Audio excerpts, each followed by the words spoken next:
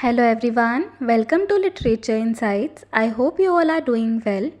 In this video, we will be talking about confessional poetry or confessionalism. So let's get started. Confessional poetry or confessionalism is a style of poetry that emerged in the United States during the late 1950s and early 1960s. The confessional poetry has been described as poetry of the personal or I. This poetry focuses on extreme moments of individual experience, the psyche and personal trauma, and also talks about some taboo matters such as mental illness, sexuality, and suicide. By discussing these issues in their works, the confessional poets revealed unhappiness in their own homes. The school of confessional poetry was associated with poets like Robert Lowell, Sylvia Plath, John Berryman, Anne Sexton, and W.D. Snodgrass. These 5 names are very important because in the exam you might come across a question like who of the following was not a confessional poet? So in that case you need to know all these 5 names by heart. I am repeating the names once again.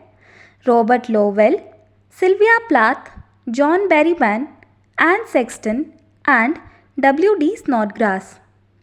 Now let's talk about who first used the term confessional. There is this American poet called M.L. Rosenthal. He first used the term confessional while reviewing Robert Lowell's life studies. So this man, Rosenthal, he wrote an essay titled Poetry as Confession, and in this work he reviewed Robert Lowell's life studies, and in this work he first used the term confessional. Then we have an American poet called Delmore Schwartz. He has written a long confessional poem titled Genesis, which was published in the year 1943. And we have very important work by W.D. Snodgrass, which is titled Heart's Needle.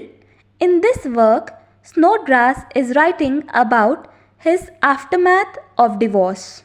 Then we have some other key texts of the American confessional school of poetry, which include Sylvia Plath's Ariel. Ariel was the second book of Sylvia Plath's poetry to be published.